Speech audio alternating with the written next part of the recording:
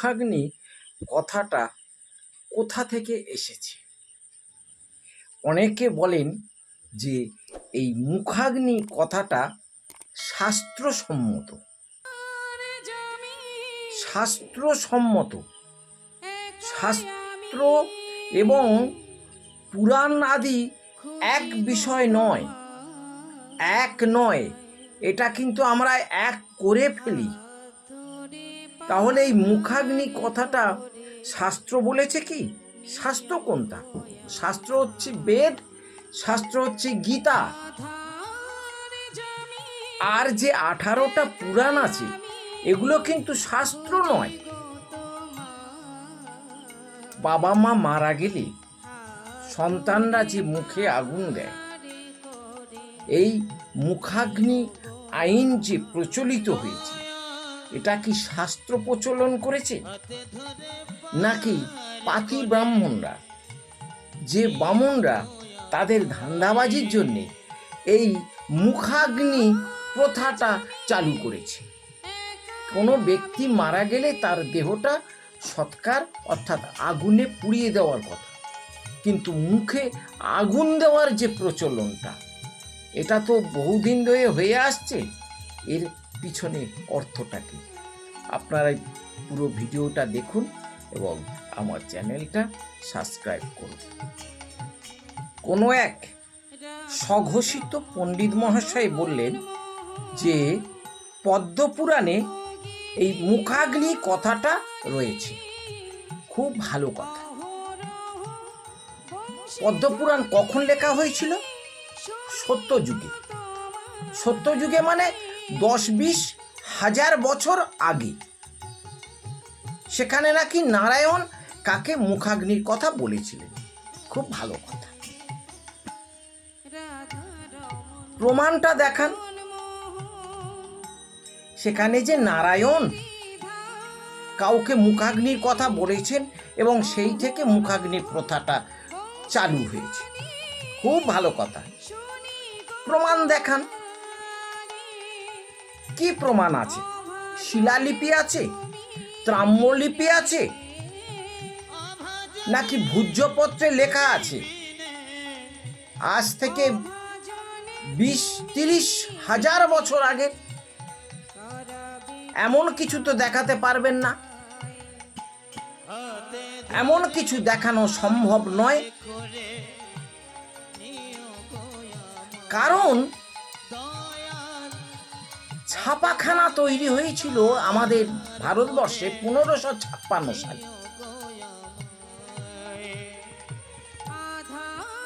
তারও কিছুদিন আগে কাগজ আবিষ্কার হয়েছে, তবে ভারতে সেটা অ্যাভেলেবেল ছিল না। 1556, এই তো সেই দিনের কথা বলতে গেলে 10-20 হাজার বছরের তুলনায় 1556 সালে, 56 খ্রিস্টাব্দ, এ তো সামান্য কটা বছর আগে। কিন্তু 20-30 হাজার বছর আগে নারায়ণ কাকে যেন বলছেন যে পিতামাতার মুখাগ্নি করো। কাকে বলেছিলেন? কোথায় বলেছিলেন? কল্পপুরাণের গল্প কথায় বলেছিলেন। মুখাগ্নি দেওয়ার ফলে হিন্দুরা কি করে? আদ্য শ্রাদ্ধ করে। এখানেই শেষ নয়, বছর অন্তে আবার শ্রাদ্ধ করে। এখানেও শেষ নয়, প্রতি বছর শ্রাদ্ধ করে। তা যদি মুখাগ্নি দেওয়ার ব্যবস্থা না থাকে, এই শ্রাদ্ধটা কি করতে পারবে? শাস্ত্র আর পুরাণ তো এক জিনিস নয়। পুরাণ মানুষকে বিভ্রান্ত করে। কোনো পুরাণে দেখা যাচ্ছে বাবা মা মারা গেলে বলছে শুয়োরের মাংস খাও, কোনো পুরাণে দেখা যাচ্ছে বলছে মাছ খাও, কোনো পুরাণে দেখা যাচ্ছে নিরামিষ খাও। তাহলে পুরাণ কি সঠিক কথা বলে? পুরাণ তো মন গড়া কাহিনী, যে যার মতো করে লিখেছে। এক রামায়ণে দেখা যাচ্ছে শূর্পণখার স্বামীকে শূর্পণখা নিজে খেয়ে ফেলেছে। আবার আর এক রামায়ণে দেখা যাচ্ছে যে শূর্পণখার স্বামীকে রাবণ মেরে ফেলেছে।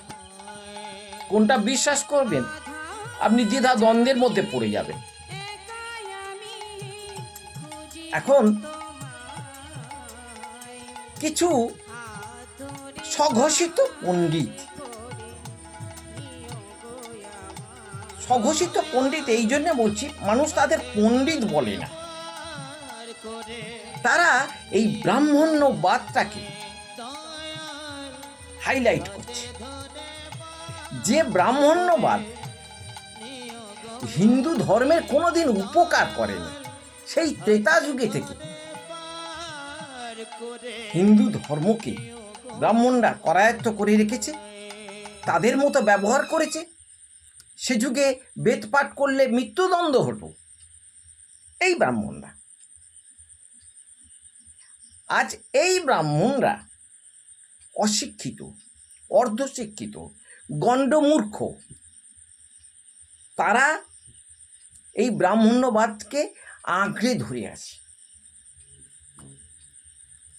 আর হিন্দু ধর্মের মানুষরা, আবেগপ্রবণ মানুষরা, ধর্মভীরু মানুষরা সেই ক্রিয়াকাণ্ডহীন ব্রাহ্মণ সন্তানদের আজও ঈশ্বরের প্রতিনিধি বলে মেনে আসছে।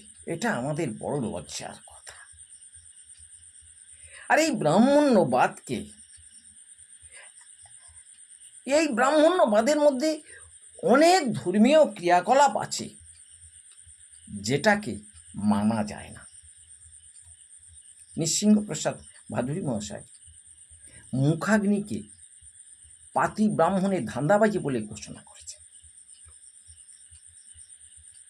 একজন স্বঘোষিত পণ্ডিত এর যে প্রতিবাদ করে যে এভিডেন্ট দিয়েছেন, পদ্মপুরাণ থেকে সে এভিডেন্ট দিয়েছে, সেটা সম্পূর্ণ ভুল, অসত্য। মুখাগ্নির বিষয়টা নিয়ে যতটা পারলাম আমি আপনাদের সামনে তুলে ধরলাম, এবং শিষ্যের আগে নৃসিংহপ্রসাদ ভাদুড়ী মহাশয়কে অজস্র শ্রদ্ধা জানাই। নমস্কার।